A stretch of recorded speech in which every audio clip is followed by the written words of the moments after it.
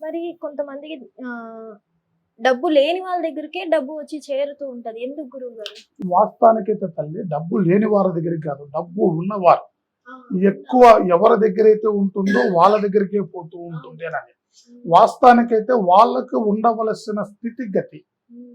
వాళ్ళలో ఉండవలసిన బలం ఓకే. మీద లక్ష్మీదేవి ఉన్న దగ్గరికే నిలకడగా పోతూ ఉంటుంది హ్మ్. మీద. ఎందుకంటే వాళ్ళకి ఆ అదృష్ట అంశ పడిపోయింది.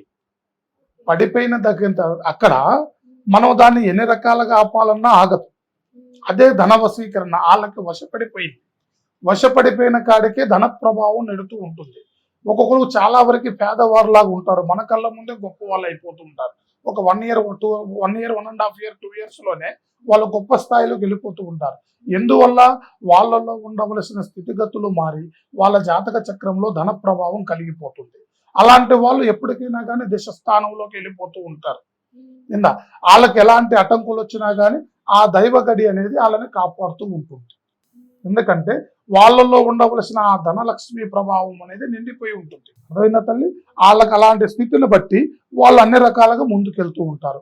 కొంతమంది దురదృష్టంగా ఎంత చేసినా ముందుకు పోకపోవటం, అటంకులు పడటం, మానసికమైన ఒత్తిడికి గురవ్వటం, ఏది చేసినా కలిసి రాకపోవటం, ధనం అనేది నిలకడ లేకోకుండా ఎంత సంపాదించినా కొంతమంది లక్షలలో సంపాదించినా ఉట్టిగానే ఏదో ఒక ఖర్చులు పోతూ ఉంటాయి. మీద కొంతమంది ఎంత నిలకడ చేసినా కానీ నిలబడదు. మీద ఏదో ఒకటి ఆరోగ్య నష్టము, కుటుంబ నష్టము, మనశ్శాంతి లేకపోవటము, ఏదో అవాంతరమైన ఇబ్బందులు జరగటము, ఆ డబ్బు పరంగా ఉట్టిగానే ఖర్చు అయిపోతుంటాయి. అదే వాళ్ళలో ఉండవలసిన స్థితిగతులు ఇబ్బందులు జరుగుతున్నాయన్నమాట. వాళ్ళకి కొన్ని రకాల సమస్యలతో కూడుకొని ఇబ్బందులు పడుతున్నారన్నమాట. వాళ్ళని ఆ ధన సమస్య నుంచి, ఆ చెడు సమస్య నుంచి బయటపడేస్తే ఆ లక్ష్మీ ప్రభావం వాళ్ళకి కలిగి వాళ్ళకి ధనవశీకరణ కలిగి వాళ్ళ స్థితి అనుకూలంగా ఉండేటట్టుగా మనం మార్చవచ్చు. మరి ధనం మాకు రావాలి, అది వచ్చినా నిలవాలి అంటే ఏం చేయాలంటారు? ధనవశీకరణ బంధన అదే. హ్మ్. అతనికి రావాలి అని అంటే ముందు అతనిలో ఉండవలసిన చెడు పోవాలి.